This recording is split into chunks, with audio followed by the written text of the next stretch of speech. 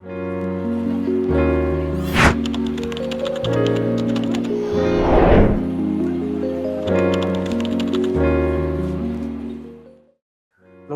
ঘরলে বাংলাতে আপনাকে স্বাগত জানাই।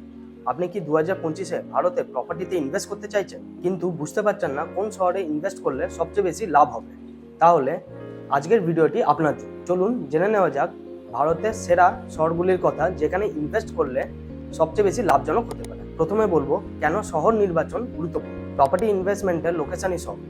আপনি যে জায়গায় ইনভেস্ট করবেন সেই জায়গায় কানেক্টিভিটি, ডেভেলপমেন্ট, ইনফ্রাস্ট্রাকচার এবং এমপ্লয়মেন্টের সুযোগ আপনার প্রফিট নির্ধারণ করবে। এরপরে বলবো 2025 সালে প্রপার্টিতে ইনভেস্ট করার সেরা শহরগুলি কী কী। প্রথম শহর হলো কলকাতা। কলকাতায় ফ্ল্যাট, জমি এবং কমার্শিয়াল প্রপার্টির কেনার খরচ অন্যান্য শহরের তুলনায় অনেকটাই কম, ফলে কম বাজেটের বিনিয়োগের সুবর্ণ সুযোগ রয়েছে। ইস্ট ওয়েস্ট মেট্রো করিডোর, নতুন বাইপাস, ফ্লাইওভার এবং স্মার্ট সিটি প্রকল্প শহরের পরিকাঠামোকে আরও মজবুত করে তুলছে। এর ফলে বাড়ছে সম্পত্তির দাম এবং ভবিষ্যতের লাভের সম্ভাবনা। এছাড়া শহরে উন্নত যোগাযোগ ব্যবস্থা, একাধিক নামী স্কুল, কলেজ, হসপিটাল এবং আধুনিক চিকিৎসা ব্যবস্থা যা বসবাসের জন্য আরও আকর্ষণীয় করে তুলছে। কলকাতায় পিজি, অফিস স্পেস এবং ফ্ল্যাট ভাড়ার চাহিদা ক্রমাগত বাড়ছে, ফলে যারা নিয়মিত আয়ের জন্য প্রপার্টি কিনতে চান তাদের জন্য কলকাতা একটি লাভজনক বাজার। কম খরচে বেশি লাভের সুযোগ এবং উন্নত পরিকাঠামো, এইসব মিলিয়ে কলকাতা সত্যি আজকের দিনে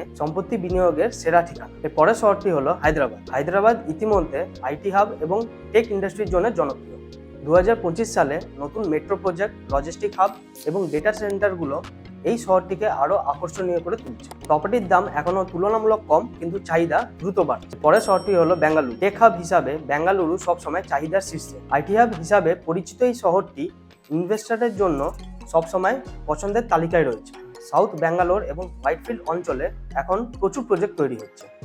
লং টার্ম ইনভেস্টমেন্টের জন্য এটা একটি দারুণ শহর, তাই এখানে ইনভেস্টমেন্ট করলে ভবিষ্যতে ভালো রিটার্ন পেতে পারে। এর পরের শহর হলো পুনে। পুনে হলো শিক্ষার শহর, সঙ্গে সঙ্গে ইন্ডাস্ট্রি এবং আইটি কোম্পানি হাব, তাই এখন ইনভেস্টমেন্ট করার জন্য চমৎকার একটি জায়গা। মুম্বাইয়ের তুলনায় অনেক সস্তা, কিন্তু ডেভেলপমেন্ট দ্রুত এগোচ্ছে। এখানকার রেন্টাল ইনকাম এবং অ্যাপ্রিসিয়েশন দুটোই ভালো। এর পরের শহর হলো ভুবনেশ্বর। ভুবনেশ্বর হলো ইন্ডিয়ার অন্যতম স্মার্ট সিটি। সরকারের ইনফ্রাস্ট্রাকচার ডেভেলপমেন্টের জন্য অনেক ইনভেস্টাররা এগিয়ে আসছে, তাই এখন ইনভেস্টমেন্ট করলে ভবিষ্যতে অনেক ভালো রিটার্ন পেতে পারে। এর পরের শহর হলো নাভি মুম্বাই। মুম্বাইয়ের প্রেসার কমাতে নাভি মুম্বাই ভীষণভাবে ডেভেলপমেন্ট, যেমন নতুন এয়ারপোর্ট, মেট্রো লাইন এবং বড় বড় রিয়েল এস্টেট প্রজেক্ট এই শহরে হচ্ছে। তুলনামূলক দাম কম, তাই ইনভেস্টমেন্ট করার ভালো সুযোগ আছে। এর পরের শহর হলো আহমেদাবাদ। গুজরাটের এই শহরে শিল্প এবং বাণিজ্যের ব্যাপক উন্নয়ন হচ্ছে। মেট্রো প্রজেক্ট, ইন্ডাস্ট্রিয়াল করিডোর এবং স্মার্ট সিটি প্ল্যানিং এর কারণে ভবিষ্যতে প্রপার্টির দাম বাড়বে বলেই আশা করা হচ্ছে। এর পরের শহর হলো চেন্নাই। চেন্নাইতে এখনো অনেক জায়গায়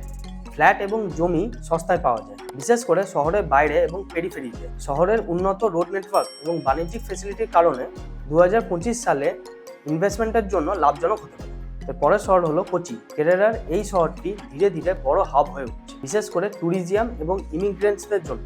নতুন ইনফ্রাস্ট্রাকচার প্রজেক্ট এবং স্মার্ট সিটি প্ল্যানিং এর জন্য শহরটি ইনভেস্টরদের কাছে আকর্ষণীয় হয়ে উঠছে। আশা করি আজকের ভিডিও থেকে আপনারা বুঝতে পারলেন ভারতে কোন শহরে প্রপার্টির উপরে ইনভেস্ট করলে সবচেয়ে বেশি লাভ পেতে পারেন।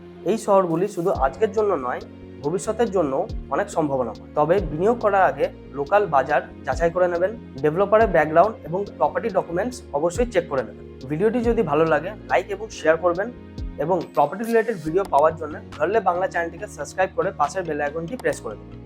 এইরকম প্রপার্টি রিলেটেড ইম্পর্টেন্ট ভিডিও আমাদের চ্যানেলে দেওয়া আছে, যেখান থেকে প্রপার্টি রিলেটেড যে কোনো প্রশ্নের উত্তর পেয়ে যাবেন। প্রপার্টি রিলেটেড ইম্পর্টেন্ট ভিডিও দেখার জন্য আমাদের চ্যানেল ঘরলে বাংলাতে অবশ্যই ভিজিট করুন। আর প্রপার্টি রিলেটেড কোন কোন ভিডিও আপনারা দেখতে চান তা কমেন্টে লিখে অবশ্যই জানান। দেখা হবে পরের ভিডিওতে। ধন্যবাদ।